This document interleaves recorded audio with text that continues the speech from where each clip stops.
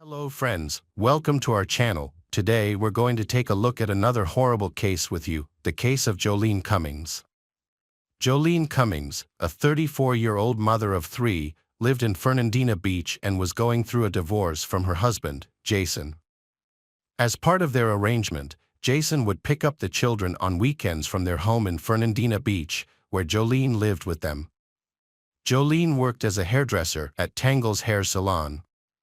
On Saturday, May 12, 2018, she worked until 5 p.m. The next day was Mother's Day and also her 34th birthday. According to their plan, Jolene was supposed to meet Jason in the parking lot of the Winn-Dixie supermarket in Hilliard on Sunday to pick up the children. However, Jolene failed to show up, and Jason was unable to reach her by phone. Jolene's mother, Ann Johnson, also tried to contact her to wish her a happy birthday, but all her calls went straight to voicemail. Jason eventually called and to ask if she knew why Jolene hadn't arrived to pick up the children. Jolene failed to pick up her children, which was unusual behavior for her. Concerned, Ann reported Jolene missing to the police on Monday, May 14th, after being unable to contact Jolene. The police immediately launched an investigation and issued a missing person poster with Jolene's photo. They also put out an alert for her 2006 Ford Expedition.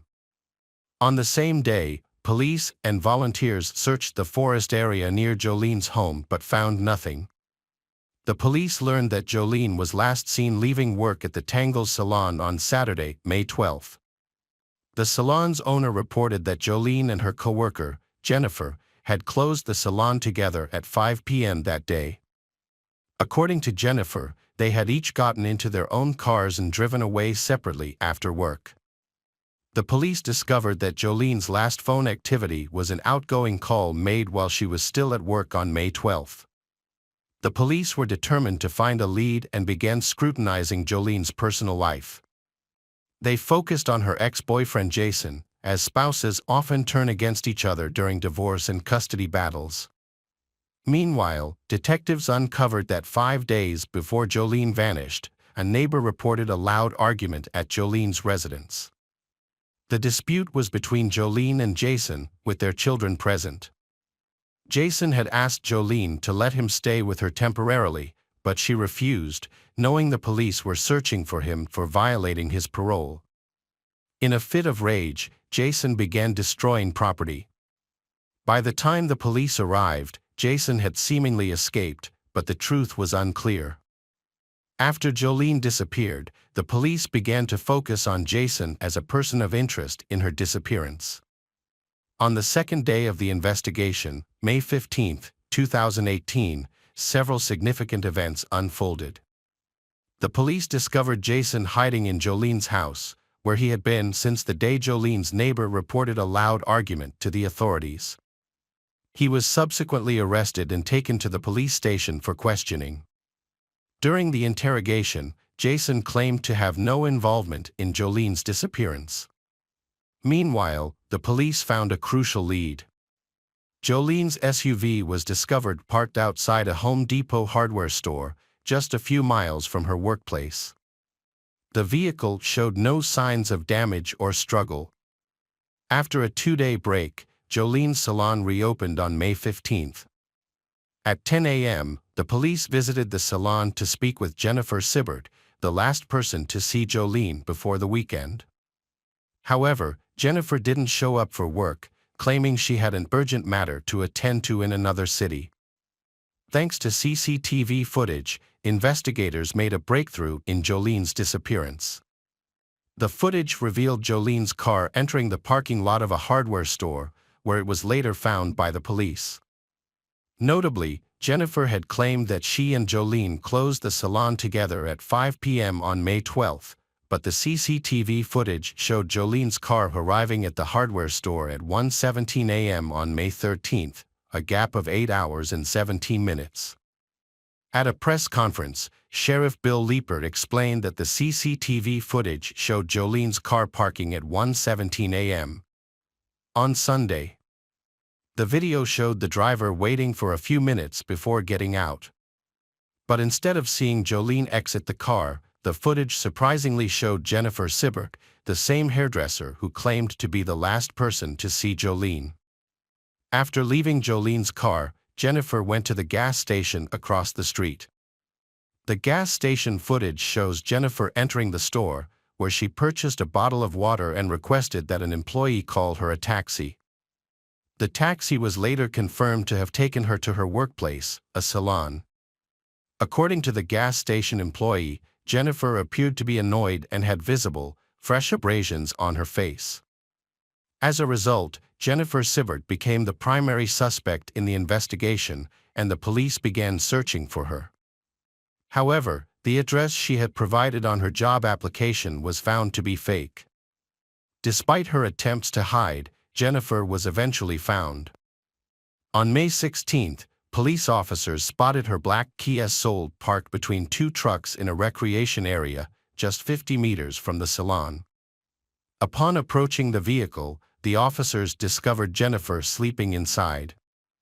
Jennifer Sibbert was arrested and initially charged with stealing a car belonging to Jolene Cummings. When police brought her in for questioning, they noticed abrasions on her hands and face and asked her to explain them. She claimed she had been bitten by bed bugs. Further investigation revealed that she was homeless, often sleeping in her car and using a local fitness center shower. As investigators dug deeper, they made a surprising discovery that Jennifer Sibbert was not her real name. In fact, she was actually Kimberly Kessler, born in 1968 and reported missing in Pennsylvania in 2012. It turned out that she had been using the identity of Jennifer Marie Sibbert, a 13-year-old girl who had died in a car accident in Germany in 1987 and was buried in Pennsylvania. The investigation into Kimberly Kessler's case revealed a trail of deception dating back to 1996, when she began using stolen identities. At that time, she was living in Pennsylvania. Since then, Kessler has assumed at least 18 different identities and lived in 33 cities across 14 states. Many of these aliases bear similar names, which she often obtained by stealing names from gravestones and cemeteries. The police charged Kimberly Kessler with forgery after discovering she had been using fake names. A search of a storage unit she rented uncovered several suspicious items, including 4 wigs, a bag containing 2 cut-off hair tails, and 3 mobile phones. However, the most significant evidence was the discovery of Jolene Cummings's DNA on Kessler's sock and shoe. Additionally, scissors found in Kessler's car also contained Jolene's DNA. A review of Kessler's phone search history revealed that Kessler was preparing for Jolene's disappearance, which was not an accident. 2 weeks before Jolene vanished on May 12, Kessler searched for information on murder cases, including a query about a man who was charged with murder after his co-worker's remains were found in his yard. She also searched for information on co-workers who had been found guilty of murder, even when the victim's body had not been found. Kessler's search history also included queries about how to use a tourniquet, as well as information on female murderers in Florida and autopsy procedures. Furthermore, she searched for information on post-mortem changes, which suggests that she was trying to learn about what happens to the body after death. These search queries are particularly suspicious in light of a discovery made by the owner of the hair salon where Jolene worked. The owner reported that the plant in the salon had been replaced, which may be connected to Kessler's search for information on how to dispose of a body.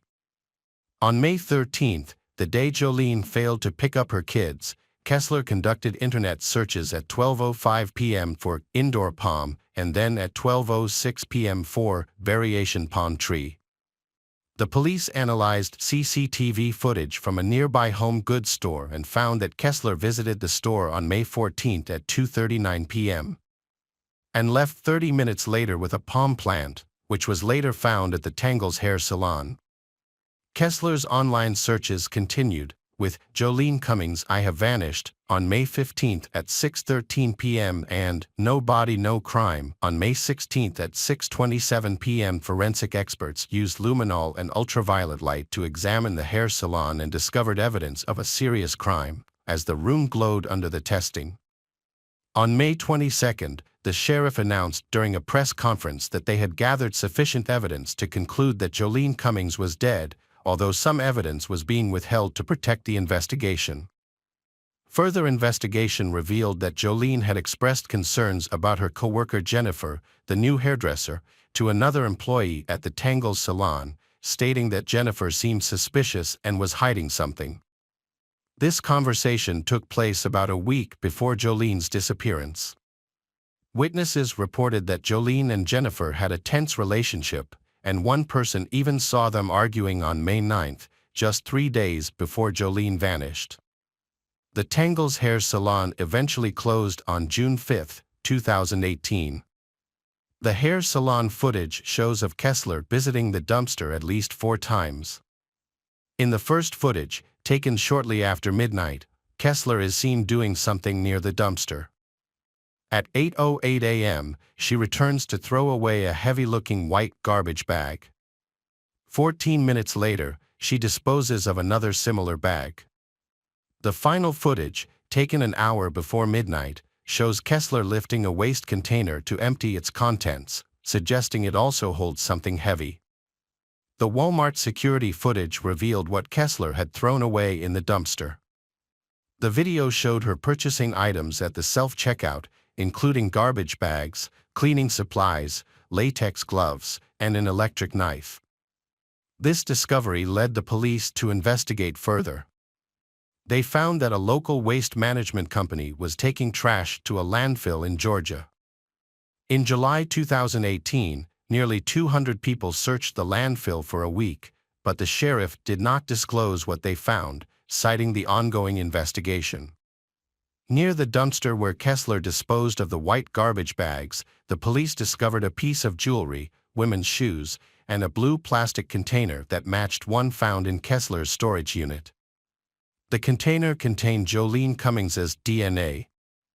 Although Jolene's body was not found, the police had sufficient evidence to arrest Kessler for her murder. Kessler's first court appearance was on January 17, 2019, where she pleaded not guilty. However, the trial was delayed for several years due to concerns about Kessler's sanity. She went on a hunger strike, losing significant weight, and her court appearances often ended in outbursts of anger. In 2021, Kessler underwent mandatory treatment before the court session, and she was eventually deemed competent to stand trial. During a press conference, Sheriff Leeper made a statement, saying that they were sending Kessler to Florida State Prison, where she would spend the rest of her life. Sadly, Jolene Cummings's body has never been recovered or found.